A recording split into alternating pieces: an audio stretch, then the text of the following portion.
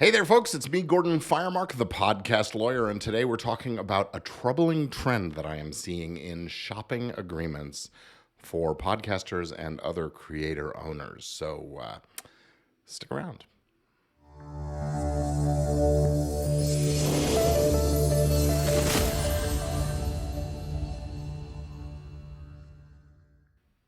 So, recently, I have started seeing this sort of dangerous trend in what we call shopping agreements. Now, the first few of these sort of new trend deals came up in the podcasting space, deals with podcasters and networks or production services. But I have also encountered this problem with TV producer and writer deals as well. What's odd is that while these kinds of deals seem innocuous, they really don't serve either of the parties in the deal very well. It's sort of a case of, I don't know, penny wise, pound foolish, or something like that. So a few years ago, I wrote a blog post called Option versus Shopping Agreements, How to Secure Your Position with Your Next Project. And you can find that over on my firemark.com site. There's a link in the description down below this video.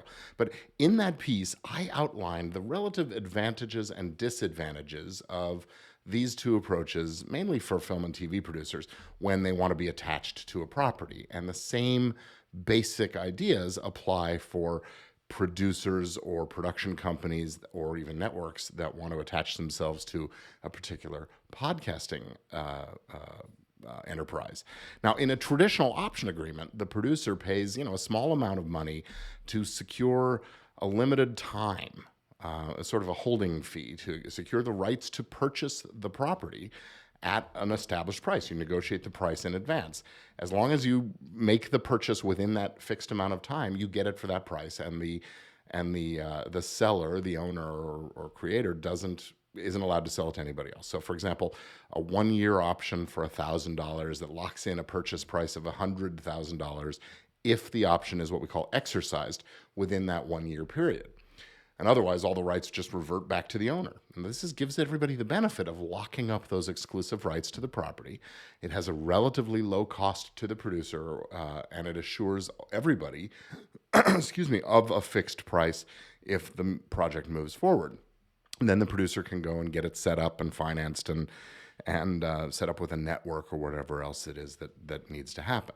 Now, meanwhile, a traditional shopping agreement is where the producer pays little or nothing up front, but secures a short period of time in which to just shop the property around, trying to set it up with that studio or network or whatever.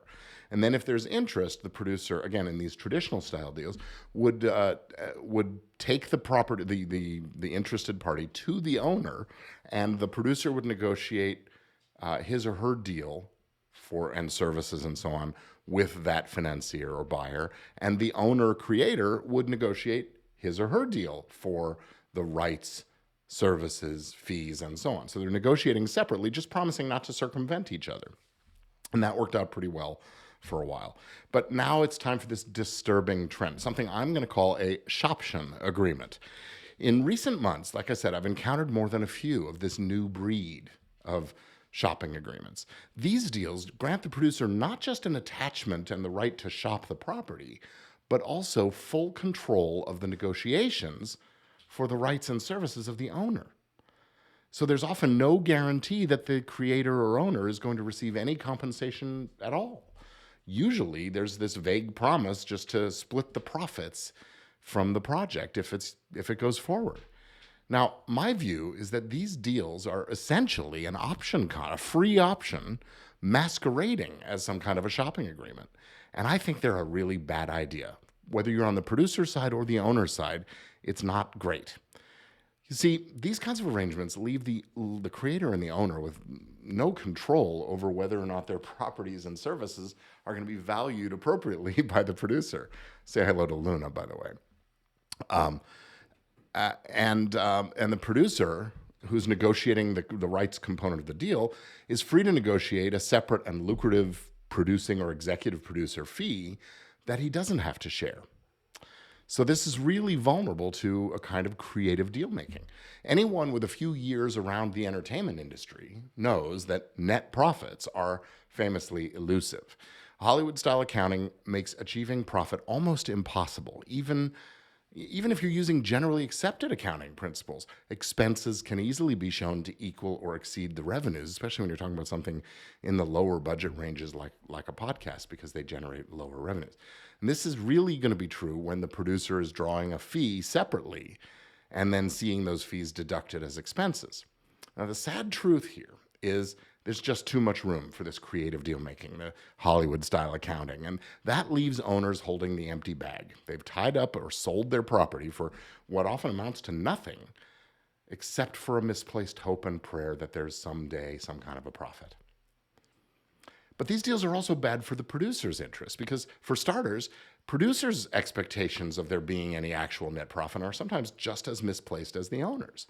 And financiers that know what they're doing, in this day and age, they're often saying no to those producing fees. And they hold on to those purse strings really, really tightly. Just as often they refuse to pay reasonable value, even when they're dealing with experienced producers. They know they're in the driver's seat. So I've seen producers in these kinds of deals left just as empty-handed as the owner-creator in the situation. So I think that owners and producers alike should really resist these new style shopping agreements, even if that means saying no to what looks like an otherwise promising opportunity. Personally, I would always rather regret saying no to a lousy deal than regret saying yes and then being undercompensated, underappreciated, and feeling like a rube when the show becomes a big success. So whether you're a screenwriter or a podcaster or an author or a producer, these shoption agreements, as I call them, are a disturbing trend that needs to be resisted whenever possible. It's time we got back to respecting the more reliable, the option contract model when acquiring properties. It provides a greater degree of certainty to everybody involved. The producer or buyer can control the rights and doesn't have to raise a lot of money. So the eventual purchase price gets paid by the studio or the network. Meanwhile, the creator or owner is assured that if the project is produced, they will be receiving a reasonable price, along with the other terms that they're able to negotiate into that option contract. And that beats hoping and praying any day of the week. After all, 50% of zero profit is zero, no matter how you slice it. And it doesn't matter which side of the split you're on.